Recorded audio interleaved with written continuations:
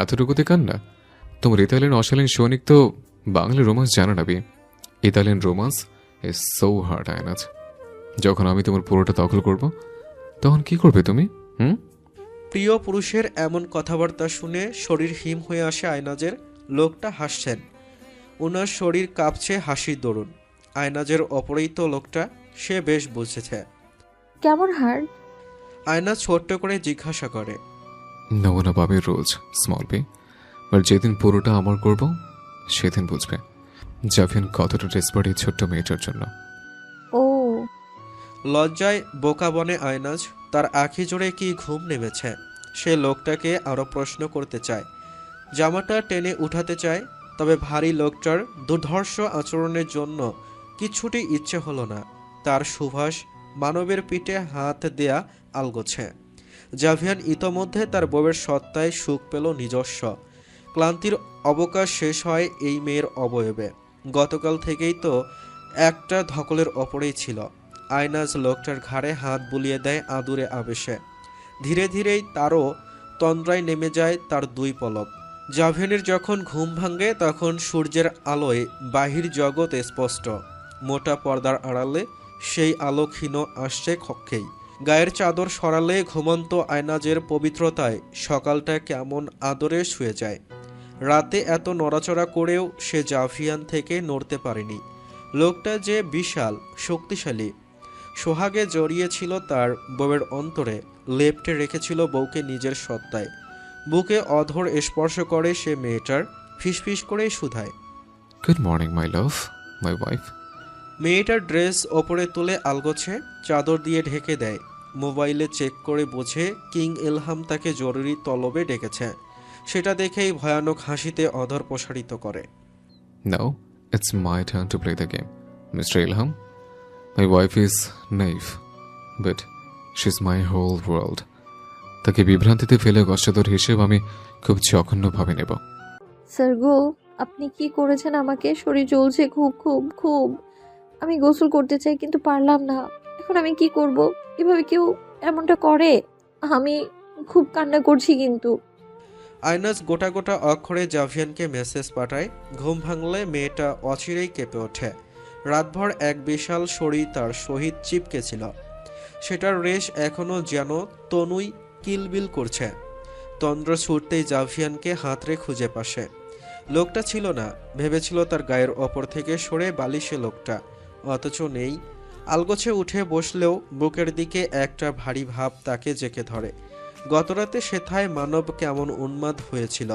Frock কোনোভাবে গায়ের সাথে লেপ্টে থাকায় সে বোঝে বেরিয়ে যাওয়ার পূর্বে জাভিয়ান তাকে ঠিকঠাক কাপড়ে মুড়ে গিয়েছে। আয়নাজ দুই হাতে মুখ চেপে বসে। স্বপ্নের মতো সবকিছু হচ্ছে তার।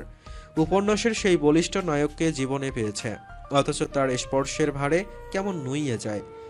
উপন্যাসে যা পড়ে লজ্জা পেলেও বাস্তবে এক যন্ত্রণা সুখ এটা। ধীর পায়ে ফ্রেশ হতে গিয়েও ফিরে আসে। মুখে পানির ঝাপটা দিলে অল্প পানি তার লালাভ চিহ্নতে পড়লে মেয়েটা কুকিয়ে ওঠে। বুঝে নেয় এই অবস্থায় গোসল করলে সে জ্বলে পুড়ে বিচ্ছিন্ন হবে। জ্বলতে থাকা ত্বকের পীড়া সহ্য হয় না তুলতুলে মেয়ের। সে ভাবে গল্পে পড়েছিল এমন চিহ্নে নায়কেরা অয়েন্টমেন্ট লাগিয়ে দেয়। সেই সুবাদে কক্ষের বেশ কিছু জায়গায় তালাশ করে অয়েন্টমেন্টের, অথচ পায়নি। ড্রয়ার থেকে বহু জিনিস বের করে মেঝেতে ছিটিয়ে ফেলেছে। শেষমেশ না পেরে জাভিয়ানকে ফোন করবে ভাবে, কিন্তু মোবাইলের কথা মনে আসলে খেয়াল করে তার মোবাইল কোথায়। পরক্ষণে তার নজর আসে বালিশের পাশে মোবাইল। নিশ্চয়ই ওই অশালীন সৈনিক তার মোবাইল খুঁজে জোগাড় করে দিয়েছে। সাত পাঁচ না চিন্তা করে সোজা ফোন দেয় সে লোকটাকে। কল গেল, রিসিভ হলো না। তাই বাধ্য হয়ে মেয়েটা এমন মেসেজ পাঠায় তার প্রিয় সৈনিককে। গায়ে তার এখনও গতরাতের সেই মখমলের ফ্রক। কক্ষের আয়নার সামনে দাঁড়িয়ে পড়ে আয়নাজ। খুব করে মনে আসে গতরাতের কথা। ইস, লোকটা কি উন্মাদ! তাকে অল্প ছুঁয়ে দেওয়াতেই কেমন নাজুক হয়ে গিয়েছিল বেকুব মেয়েটা। কালকে অল্প রোমান্সই উনি আমাকে এমন নাজেহাল করেছেন। আবার বললেন আমায় সময় দিচ্ছেন তৈরি হতে, ইটালিয়ান হার্ড রোমান্স করবেন। এরপর কি হবে তখন আমার? তাহলে উনি আমাকে হার্ড রোমান্স করে তো মেরে ফেলতে চাইছেন। গতরাতে জাভিয়ানের উক্তির কথা মনে আসে আয়নাজের। ভেতরটায় ভীষণ শঙ্কিত সে। দুই হাতে মুখ ঢেকে ফেলে আবারও। বুকের গতি অস্বাভাবিক। প্রতিবিম্বে ফের তাকালে ভেসে ওঠে মেয়েটার উচ্চতা আর ওই সৈনিকের উচ্চতা। লোকটার সামনে সে যেন একটা বিড়াল, আর লোকটা বাঘ। লাজে রক্তিম হয়ে ওঠে মুখজোড়া। খিদে পেটটা গুড়গুড় করে উঠল। আয়নাজ মোবাইল চেক করে। না, লোকটা ফোন দেয়নি, মেসেজও না। ও বাবা, উনি আবার কোথায় গেলেন? এই জ্বলনের যন্ত্রণা সহ্য হচ্ছে না, যে মাকে দেখিয়ে মলম লাগিয়ে দিই। কাবার্ড খুলে মেয়েটা হালকা একটা ফ্রক নেয়, ঝাড়লযুক্ত। তবে আলাদা স্ক্রাব নিতেও ভুলল না। কেমন একটা ভাবনা জেঁকে ধরেছে তাকে। বিবাহিত সে এখন, এমনি ফ্রক পরে তো আর দৌড়ানো যাবে না। তার ওপর গলায়, বুকে, ঘাড়ে এত সব নিশানা লোকটার। আয়নাজ ওইভাবে হাত মুখ না ধুয়ে কাপড় বদলে বেরিয়ে যেতে নিলে টেবিলে নাস্তা দেখতে পায়। জিভে জল চলে আসে তার। একটা টোস্টেড স্যান্ডউইচ মুখে পড়ে। খেতে খেতেই চেয়ারে বসে। ভেবেছে যা আছে সবটা খেয়ে নিবে, কিন্তু পারল কই। দুইটা স্যান্ডউইচ মুখে দিয়েই তার যেন পেট ভর্তি। অতঃপর জুস দিয়ে কিছুটা গলা ভিজিয়ে সে বেরিয়ে আসে কটেজ থেকে। উদ্দেশ্য বাবার কটেজে। মেয়েটা মোবাইলে সেই বেডের ওপরেই ফেলে বেরিয়েছে। রাজ্যর অবস্থা আবারও ভেতরে ভেতরে বিগড়ে যাচ্ছে। ইলহাম অতটা চতুর না হওয়ায় তাকে অন্য রাজারা খুব সহজে বোকা বানায়। যেখানে তার ছেলে তাকে বলদ বানানো ছিল অত্যন্ত সুনিপুণ কাজ, জাভিয়ান জেসমিনকে উপেক্ষা করার পর রাজার মনে ব্যাপক কষ্ট জমে। মেয়েটাকে সবার সামনে এমন হেনস্থা করেছে তার ছেলের গুণেই। সে জানিয়েছিল জাভিয়ানকে জেসমিনের দেওয়া প্রস্তাবে জাভিয়ান নীরব সম্মতি দিয়েছিল, অথচ হলো অপমান মেয়ের। পরে সেই অপমানের বদলা নিতেই জাভিয়ানকে ছেলের কথাই হেনস্থা করতে আয়নাজ নামের মেয়েটার সাথে অপবাদে জড়াতে চেয়েছিল। ভেবেছিল এইবার হয়তো তার মেয়েটাকে লজ্জায় পড়ে হলেও বিয়ে করবে জাভিয়ান, কারণ রাজ্যর এক সাধারণ মেয়েকে বিয়ে করবে সেই সাহসী সৈনিক। কিন্তু সবটা এলোমেলো হলো। রাজ্য হারানোর পাশাপাশি সে জাভিয়ানের সাথে একটা নীরব ঝামেলায় যুক্ত হলো। তাই রাজ্যর নড়বড়ে হওয়ার ঘটনা গোপন খবর পেয়ে আবারও জাভিয়ানের নিকট সমর্পণ করেছে নিজেকে। বিশাল রাজ্যর সচেতনতা আলোড়নে চিন্তিত কিং এলহাম। তার চিন্তিত নজর জাভিয়ান রেহানের মধ্যে। এত কিছু জানালো রাজ্যর আশঙ্কা সম্পর্কে সে জাভিয়ানকে, কিন্তু সৈনিকের রাজা কিছুই বলল না। কেবল ভ্রু কুঁচকে তাকিয়ে রইল রাজার পানে।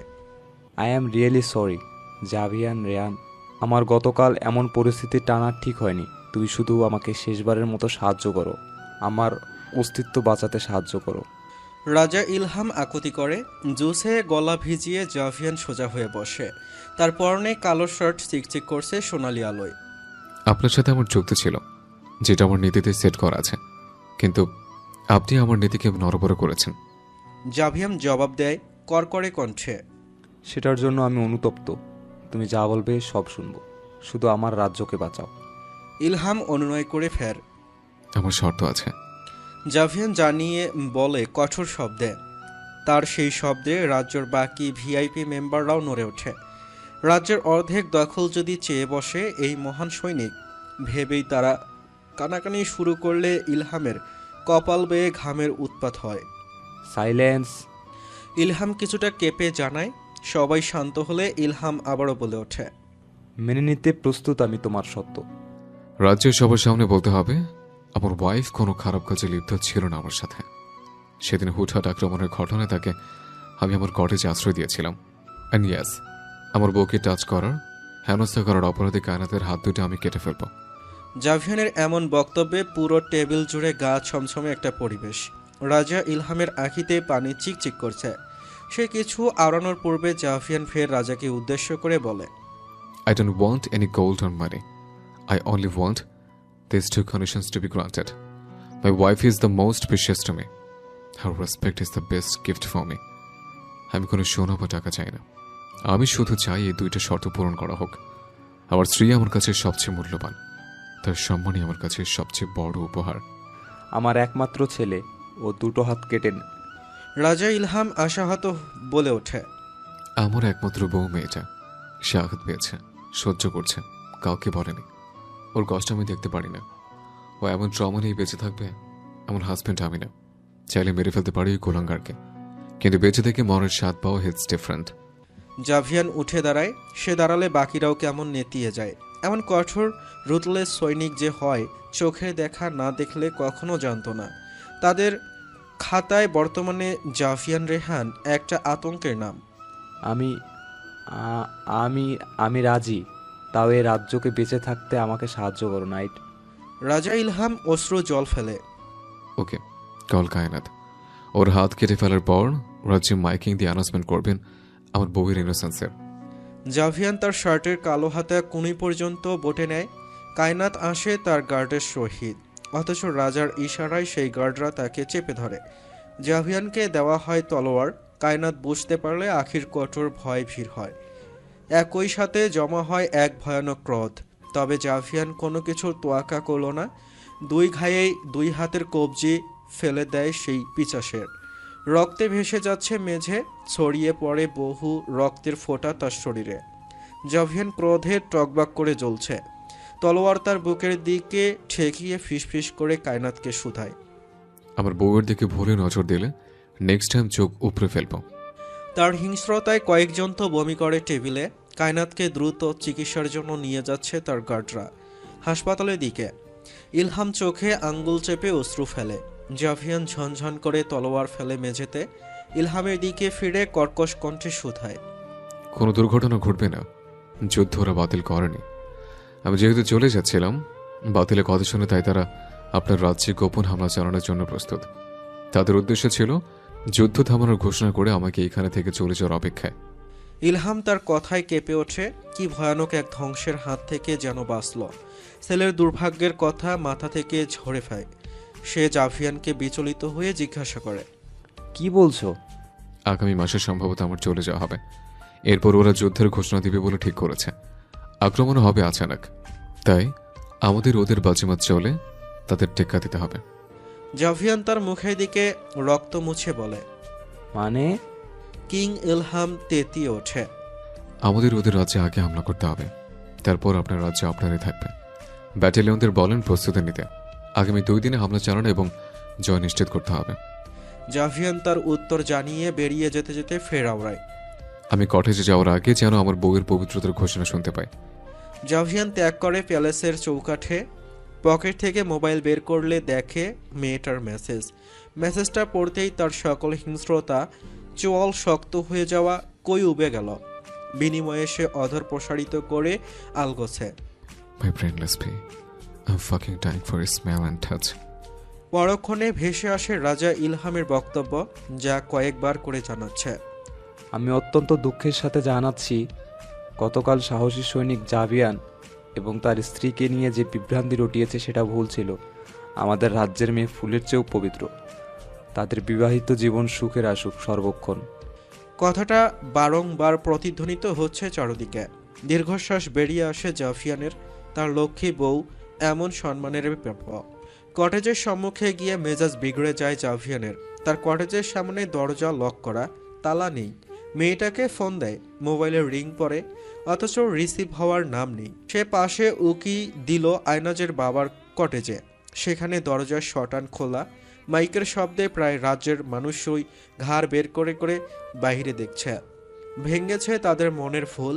জাভিয়ান তাদের সেই কটেজের সম্মুখে দাঁড়িয়েই নাম ধরে ডাকে বউয়ের।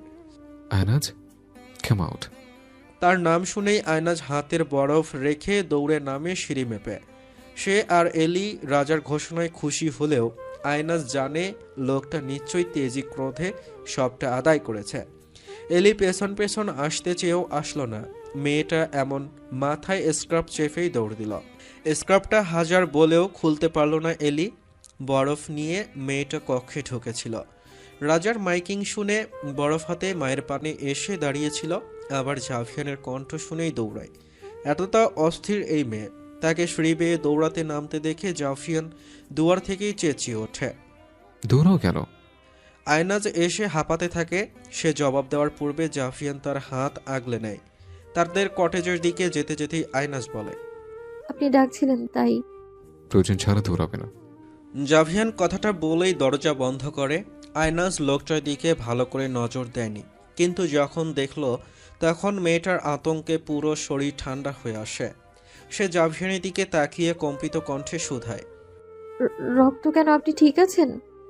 জাভিয়ান তার হাত ধরেই সিঁড়ি বেয়ে ওপরে উঠতে উঠতে জবাব দেয়। আমি ঠিক থাকি সবসময়। রুমে এসে থামে জাভিয়ান। আলগোছে শার্ট খুলে ফেললে আয়নাজের চোখ চড়াক। লোকটার বাহুতে একটা ব্যান্ডেজ, যেটা গতকাল কেউ দেখেছিল। নিশ্চয়ই ওই হামলার সময় ব্যথা পেয়েছিল, তবে জিজ্ঞাসা করার সাহস হয়নি। লোকটার বুকে কিছু আগের ক্ষতের দাগের পাশাপাশি নখের আঁচড় স্পষ্ট। নিজের স্বামীকে খুঁটিয়ে খুঁটিয়ে দেখতে দেখতেই হঠাৎ খেয়াল করে লোকটা তার কোমর পেঁচিয়ে ধরেছে। আমার পারমিশন না নিয়ে ওই কটেজেও যাবে না। মেসেজে কি লিখেছে ওইগুলো? শরীর চলছে, তাহলে কটেজ থেকে বেরিয়েছে কেন? এনার লাগছে আরো চলছে না? জাভিয়ান তির্যক হাসে, পরক্ষণে আবার নিচু স্বরে বলে, অনলি রোমে আমার সামনে ছাড়া বাকি সবসময় ইনার পড়বে। আমার সামনে কিছু পড়ার দরকার নেই। মানবের এমন বেসামাল কথায় পেটে ব্যথা হয় আয়নাজের। সে তো পরেই এগুলো বলতে হয়। অতএব মেয়েটা বোঝে লোকটার সামনে তাকে সদা খোলামেলা থাকতে বলা হচ্ছে। কি লজ্জা, কি লাজ! তার বুকটা কেমন ঢাকঢোল বাজাচ্ছে। জাভিয়ানের শরীর ইস্পাত শক্ত, অথচ কেমন শোক শান্তির এক নিদর্শন। তবে মুখ যেন এক বেহায়ার ফোয়ারা। এমন নির্লজ্জ কথাবার্তা মেয়েটা লাজে চেরির রং ধারণ করে। আচ্ছা, তখন মায়ের কাছে গিয়েছিলাম মলম লাগাতে। ভেঙ্গে ভেঙ্গে জবাব দেয় সে তার ব্যক্তিগত কঠোর সৈনিককে। ডোন্ট সে আমার তো লাভ বাইট তুমি তোর মাকে দেখিয়েছ। জাভিয়ান তার মাথার চুলে হাত বোলায়। এমন একটা আদুরে খরগোশ তার রোমান্সের প্রমাণ দেখিয়ে বেড়াবে মাকে? No way. আমি পারিনি, মাকে বলতে পারিনি, তাই বরফ লাগাচ্ছিলাম রুমে চুপি চুপি। মায়ের সামনে তো স্কার্ফ ফেলিনি আমি, নাহলে মা বুঝে যেত আপনি রাতে কি করেছেন আমার সাথে। আয়নাজ মাথা নিচু করে গড়গড় করে বলে ওঠে। কি করেছে? জাভিয়ান ঘাড় নিচু করে অনেকাংশ ঝুঁকে মেয়েটার মুখের সামনে নিজের মুখ নেয়। আয়নাজ চোখ খিচে রইল, হাতে জোড়া মুঠো করে শক্ত করে ওভাবেই বলতে নেয়। কিস করেছেন অনেক, টাচ করে। তবে জাভিয়ান বলতে দেয়নি। তাকে হ্যাসকা টানে কোলে তুলে নেয়। মেয়েটার পা জোড়া লোকটার কোমরে পেঁচিয়ে ফেলে। আয়নাজ ভ্রু উঁচু করে তাকালে জাভিয়ান তার এক হাতে বইয়ের কোমর আঁকড়ে অধরে অধর মেলায়। বিচলিত আয়নাজ খেয়ে হারিয়ে ফেলে, ঘাড়ে নখ দাবিয়ে দেয় না চেয়েও। অনুভব করে লোকটার অন্য হাত তার ফ্রকের চেইনে, সেটা খুলেও গেল। ইনারে স্পর্শ করলে মেয়েটা নড়ে ওঠে, অথচ অধর জোড়া লোকটার দখলে। লুটোপুটি খায় তার ফ্রক কোমরে। জাভিয়ান হাতের স্পর্শে কুকড়ে ওঠে নাজুক রমণী, আখিতে পানি জমে যায়। লামিয়া প্যাসিওনে, আমার নেশা। জাভিয়ান স্ফীত শ্বাস নেয়। আয়নাজ থমকে থমকে ওঠে। সে যেন বিশ্বাস করতেই কষ্ট হচ্ছে তার অশালীন সৈনিক এতটা ডেসপারেট তার জন্য। জাভিয়ান তার বুকে হামলে পড়লে মেয়েটা আরও জোর খাটিয়ে তার ঘাড় আঁকড়ে ধরে, কিঞ্চিত মৃদু সুরে আওড়ায়। স্যার গো, পারি না, প্লিজ, জলে তো। অথচ জাভিয়ান তাকে ছাড়ল না, বরং কিছুটা শীতল হয়। হাঁপিয়ে ওঠে আয়নাজ। মেয়েটা তিরতির করছে। জাভিয়ান মুখ তুলে তার চোখের পানে চায়। Javian, call me. Sir, sir please. আয়নাজের চোখে পানি ছড়াছড়ি। জাভিয়ান জবাব দেয়নি, কিন্তু হাতের স্পর্শে মেয়েটাকে বুঝিয়ে দেয় সে রেগে। কুকিয়ে ওঠে মসৃণ রমণী, নাক টেনে বলে, জাভিয়ান, জাভিয়ান please. So alluring voice, making me very crazy. বলেই মেয়েটার গলায় শব্দ করে চুমু দেয় জাভিয়ান। আয়নাজ থমকে রইল। যে মহা সৈনিক তাকে ধমক দিত, শাস্তি দিত, সেই সৈনিক তাকে এমন বেপরোয়া আদর করছে। করবে না? করবেই তো। কেন করবে না? লোকটা তার জন্য সম্পূর্ণ হালাল। আমি গোসল করবো না, আমি এদিন না। আয়নাজ একটু বিচলিত হয়ে বলে, করবে আমার সাথে এইভাবে। জাভিয়ান তাকে নিয়ে হাঁটতে থাকে। আয়নাজ যে ঠোঁট কাটা বাচাল, তার স্বপ্ন ছিল স্বামী তাকে চোখে হারাবে, খুব করে ছুঁয়ে দেবে। এমন সবটা সামনে পেয়ে মেয়েটা স্তম্ভিত। সে বোঝে কল্পনায় যা বেশ রোমান্টিক, বাস্তবে সহ্য করা সেটা ভারী লজ্জার। এতটা লজ্জার যে মেয়েটা মাথা তুলতেই হিমশিম খায়, তার ফ্রক কোমরে আটকে। জাভিয়ান সেটা তুলতেই দিল না। ঝর্ণার সামনে ওভাবেই দাঁড়িয়ে পড়ে, দুজনেই একসাথে। শরীর বেয়ে পানি পড়ছে, শরীরটা আর্তনাদ করে জ্বলনের জন্য। জলে তো, খুব খুব জলে। চলবে না বে। জাভিয়ান স্নিগ্ধ সুরে বলে। মেয়েটা অনুভব করে জাভিয়ান নাক ঘষে তার গলায়। আয়নাজ আবেশে দৃষ্টি বুঝে। আবারও সে দৃষ্টি মিললে লোকটার ব্যান্ডেজ ভিজতে দেখে ঠোঁট চেপে বলে ওঠে। আপনার ব্যান্ডেজ ভিজছে? কিছু হবে না। মেয়েটার নরম সত্তায় আবারও হাতের স্পর্শ পেলে আয়নাজ তার নখ চেপে দেয় লোকটার পিঠে। আর না। ইয়াস, ইটস অলওয়েজ ইয়াস। তোমাকে টাচ করার ব্যাপারে আমি কোনো অনুমতি নেব না তোমার থেকে। তুমি আমার আয়নাজ, তোমার সব কিছুই আমার। জাভিয়ান তাকে গজল শেষ করতে সাহায্য করে। আয়নাজ তাওয়াল পেঁচিয়ে বেরিয়ে আসে। আলমিরা থেকে একটা সুতির থ্রি পিস নেয়। যদিও সে থ্রি পিস হাতে গোনা কয়েকবার পড়েছে, তবে শরীরে জ্বালাতনের জন্য ঢিলাঢালা থ্রি পিসকে উপযুক্ত মনে করে। ভেজা চুলগুলো মুছল না, টিপ টিপ পানি ঝরছে সেথায়। জিনিসপত্র যা ফেলেছিল পূর্বে সে কক্ষে সেগুলো উঠিয়ে নেয় আলগোছে। জাভিয়ান খেয়াল করে নিশ্চয়ই বকবে। ফ্লোরে কি করছো? জাভিয়ান ভেজা চুল পেছনে ঠেলে। একটা শোপিস পড়েছিল নিচে, এখন আমার পায়ের ধাক্কায় ড্রয়ারের নিচে চলে গেল, সেটাই নিচ্ছিলাম। আয়নাজ মেঝেতে আবারও হুড়মুড়ে ঝুঁকতে গেলে জাভিয়ান এসে রঙের জিন্স পরতে পরতে তাকে ধমক দেয়। মাত্র শাওয়ার নিয়েছ, ফ্লোর থেকে ওঠো। আয়নাজ তড়িঘড়ি করে উঠে পড়ে। ফুল মুছেনি কেন? উফ। বিভৎস শব্দ করে জাভিয়ান তার হাত ধরে বিছানায় বসিয়ে মেয়েটার চুল মুছে দিচ্ছে। গোসলের পর চুল মুছতে আমার খুব ঝামেলা মনে হয়। ভেজা ভেজা চুল আমার আঙুলে এসেই চিপকে থাকে, ভালো লাগে না তাই মুছতে। মা আমাকে সবসময় মুছে দিত, তাই অভ্যেসটা এমন রয়ে গেল। রমণী ফটাফট বলে। জাভিয়ান খেয়াল করে যতবার সে মেয়েটার নিকটে আসে ততবার জামা খামছে রাখে। এখনও তো তাই। জাভিয়ান হাসলো কিছুটা, চঞ্চল হলেও লাজে অস্থির একটা পুষ্প আয়নাজ। সে ফার্স্ট এইড বক্স আনে অন্য রুম থেকে। মেয়েটার নিশানায় অয়েন্টমেন্ট লাগাতে নিলে সে হাত চেপে ধরে জাভিয়ানের। আহত নজরে লোকটার দিকে চেয়ে বলে, জ্বলছে খুব। হ্যাবিট হয়ে যাবে। আরো গভীর স্পর্শ করবে তোমাকে, তখন কি করবে? আগে থেকে যেমন দেখতে থাকো। জাভিয়ান তার অধর স্পর্শ করে মেয়েটার মাথায়। আপনি আপনি এমন গভীর স্পর্শ করলে আমি তো মরেই যাব। মেরে ফেলবেন আমায়? মেয়েটা অস্থির হয়ে জিজ্ঞাসা করে, তুমি বলবে আমাকে? Oh please Javian, I want you, please kill me with your touch. তখন কিভাবে আমি তোমাকে না মেরে পারি বলো? লজ্জায় আশঙ্কায় মেয়েটা তেতিয়ে ওঠে। জাভিয়ানের দিকে দৃষ্টি মেললে সে কপালে কপাল ঠেকায় মেয়েটার। না, আমায় মারবেন না স্যার গো। আমি ভালো মেয়ে হব সত্যি। আমি অপরিষ্কার থেকে পরিষ্কার হব, অগোছালো থেকে গোছালো হব, কিন্তু পারি না তো। আমি সব এলোমেলো করে ফেলি, জিনিসপত্র সব আমার হাতে আসলেই ঝামেলা পাকিয়ে ফেলে। ওরা বলে আয়নাজ এই যে আমরা আমাদেরকে নষ্ট করে ফেল। কি করি তখন? আপনার মতো তো ভালো হওয়ার চেষ্টা। আয়নাজ ছটফট করে। হুম, দরকার নেই, যেমন আছো বেস্ট। তুমি শুধু জাভিয়ানের। মারবো তো তোমাকে আমার স্পর্শে। তুমি নিজেকে চাইবে আমার গভীর টাচ। তোমার এই চঞ্চল পাগলাটে রূপে আমার মাতলামো, তোমার সবই আমার প্রিয়। জাভিয়ান তাকে ফিসফিসিয়ে বলে ওঠে। আয়নাজ গাল গলে যায় লোকটার এক একটা বাক্যে। তার মতো মেয়ে এমন সুপুরুষের বউ ভাবলে প্রজাপতি নেচে ওঠে মনে। তবে রোমাঞ্চের কথা শুনে মেয়েটা শুকনো ঢোক গেলে আস্তে করে বলে ওঠে, আমার মনে হচ্ছে আমি আপনাকে বলবো আর পারছি না, আর পারছি না। কারণ অল্পতেই আমার যা অবস্থা হয়েছে, আমার শরীর জ্বলছে, ব্যথা হচ্ছে। আপনি তখন খুব রেগে যাবেন, আমাকে ফেলে দিবেন কটেজ থেকে। তখন কি হবে আমার? আমি তো ব্যথা পাবো অনেক, আমার হাঁটু ভেঙে গেলে। মেয়েটার এমন ভয় কেটে চঞ্চল রূপ বেরিয়ে আসায় জাভিয়ান হেসে ওঠে মোলায়েম। নজর পড়ে মেয়েটার গায়ে একটা নতুন ডিজাইনের পোশাকে। সেটার গলা অত্যন্ত বড় আর ঢিলা হওয়ায় মেয়েটার নরম মেয়েলি অবয়ব দেখাও যাচ্ছে। কেমন এক তাজা জ্বলন্ত পুষ্প। জাভিয়ান সেটায় আঙ্গুল বুলিয়ে দিলে আয়নাজ তীর করে বাহুতে হাত রাখে জাভিয়ানের। জাভিয়ান মেয়েটার গালে আলতো হাত রেখে শুধায়, এই ড্রেসটাতে তোমাকে খুব নতুন নতুন লাগছে বি। আমি খুব বাজেভাবে সিরিয়াস হচ্ছে বউ, বাট বলেছি তোমাকে সময় দেব। যেদিন সময় শেষ হবে সেদিন বলবে তুমি। উপন্যাসের রোমান্টিক হাজব্যান্ডের চেয়েও তোমার হাজব্যান্ড জাভিয়ান রেহান কতটা মারাত্মক উন্মাদ তার বউয়ের জন্য। আয়নাজের দৃষ্টি ছলছল করে। জাভিয়ান তার চোখে চুমু দিয়ে আবারও বলে, don't look at me like this.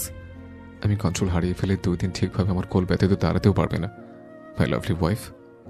তুই জানিস তোর হাজবেন্ড কি কাণ্ড করেছে? জাভিয়ান স্যার যে এমন ধ্বংসযজ্ঞ চালাবে রাজের প্রিন্সের ওপর, সেটা কেউ ভাবেইনি, কখনো ভাবেনি। প্রিন্স কায়নাতের 2 হাতের কবজি কেটেছে জাভিয়ান স্যার, তোকে স্পর্শ করার অপরাধী। কি ভয়ানক!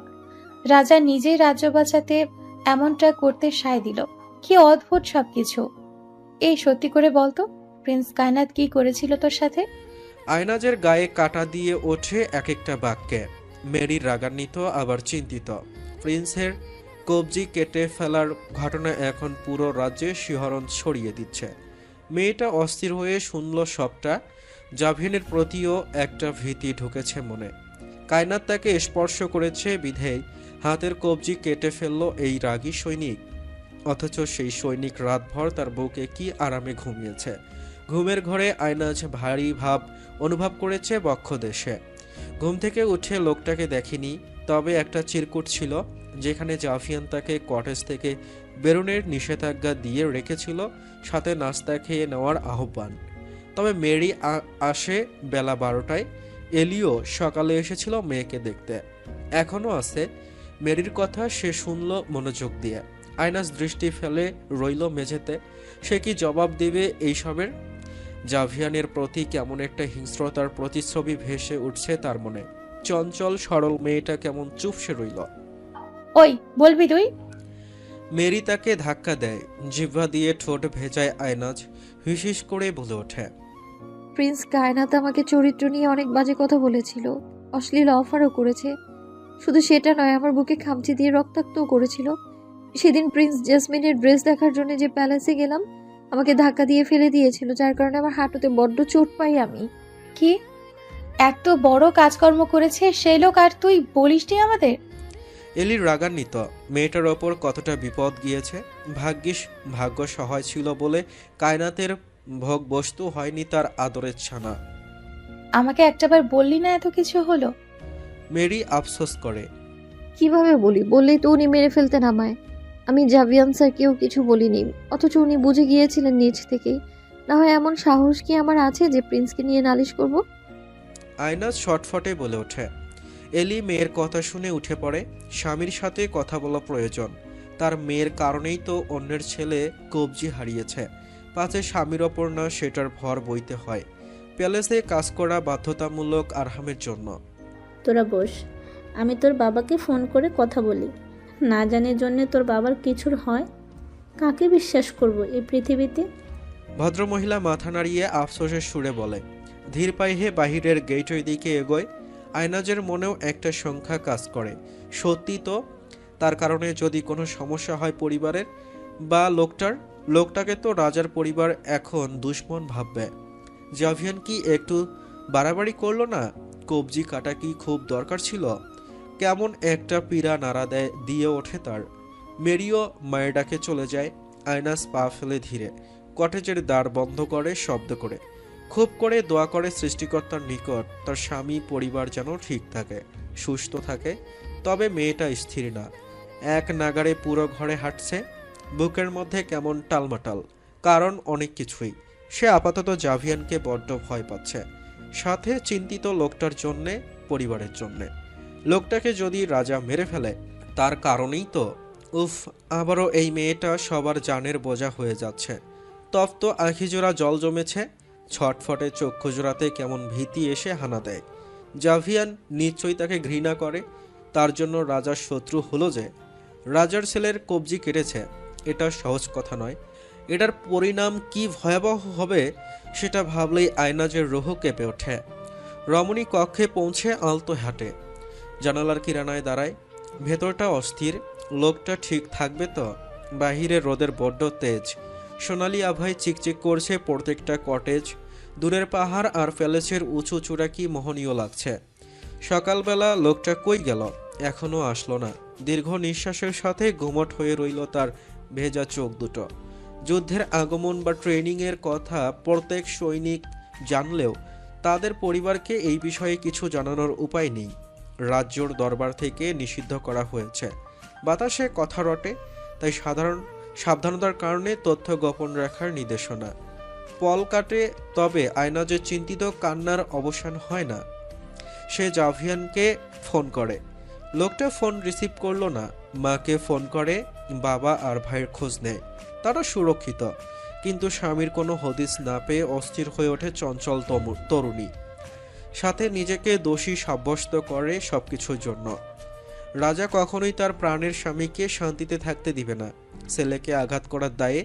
অতঃপর মেয়েটা মেসেজ পাঠায় তার কঠোর তথা অন্তরের স্বামীকে।